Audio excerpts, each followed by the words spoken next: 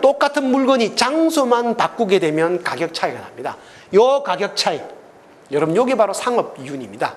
장사를 해서 돈을 버는 방법은 바로 이거거든요. 간단하게 돈을 벌죠.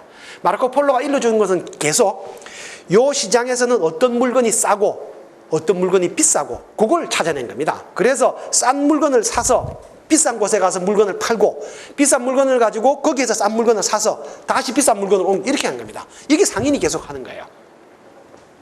여러분 이걸 우리가 상업을 통해서 돈을 버는 논리다라고 해서 중상주의라고 합니다. 그런데 이 중상주의는 처음에 채택을 했더니 진짜 부자가 됐어요.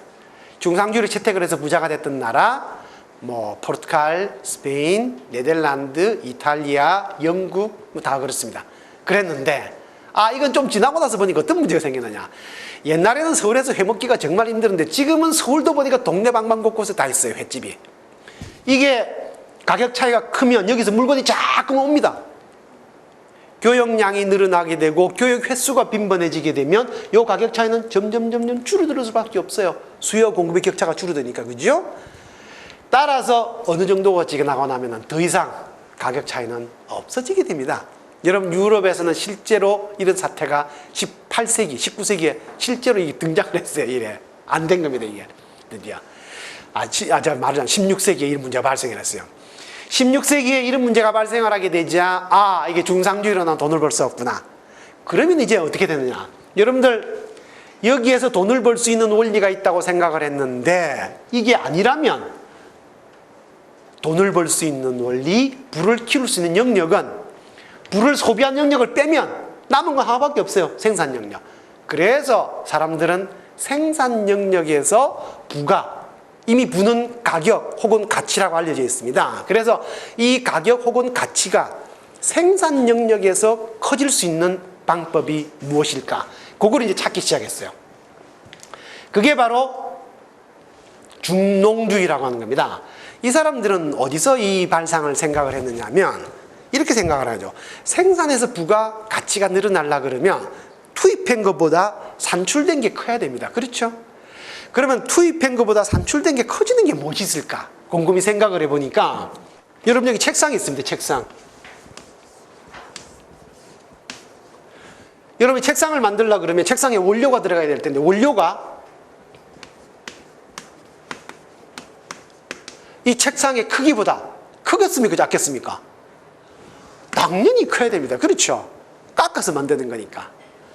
그러면은 투입이 산출보다 항상 큽니다. 부가 늘어나는 것이 아니라 줄어들어요.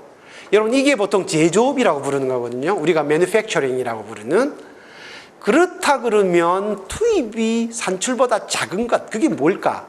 제일 간단한 거 하나가 있죠.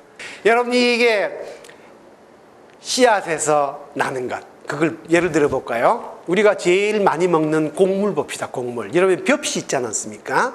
벽시를 하나 이 봄에 우리 모너기 보통 4월달에 하니까 4월달에 하나 꽂아 놓으면 여러분 그 한 개의 벽시에서 줄기가 올라와서 열매가 맺힙니다. 몇 개 정도 열리는 줄 아세요? 벽시 하나에서 보통 열리는 개수가 40개에서 50개 정도 열립니다. 여러분들 이거는 별로 놀랄 거 아니에요. 제가 제일 놀란 거는 사과입니다. 사과 있지 않습니까? 사과 하나 우리가 먹으면 한 개 먹으면 그 안에 씨앗이 10개 정도 있어요.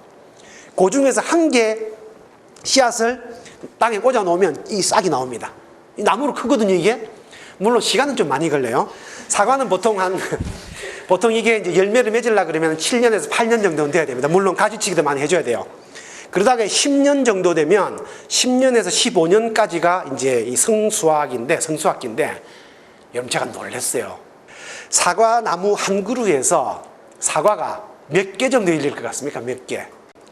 한 그루에서 보통 15박스에서 20박스 납니다. 그거는 그냥 우리가 간단하게 생각해. 물론 그것도 난 걸 다 하는 게 아니고 중간에 솎아주거든요. 나무 한 개 1000개씩 열리는 겁니다. 1000개씩. 여러분들 무서운 거예요. 어마어마한 겁니다. 그게. 물론 제가 말하는 거는 제일 성수기 때 얘기입니다. 좀 적게 열리든 몇백 개씩 열려요. 이런 신비한 자연의 힘, 그것이야말로 투입과 산출 가운데에서 산출이 월등히 많아. 여러분 그게 뭐냐? 농업입니다. 그래서 중농주의가 나온 거예요. 중농주의.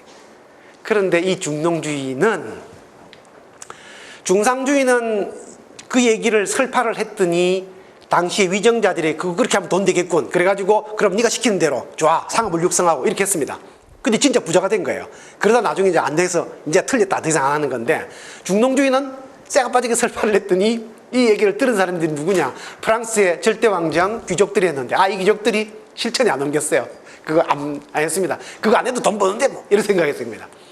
이거는 불행히도 실험에 옮겨지지 못하고 실험에 옮겨져야 될 곳에서는 혁명이 터져버렸습니다. 프랑스 대혁명이 일어나 버렸거든요.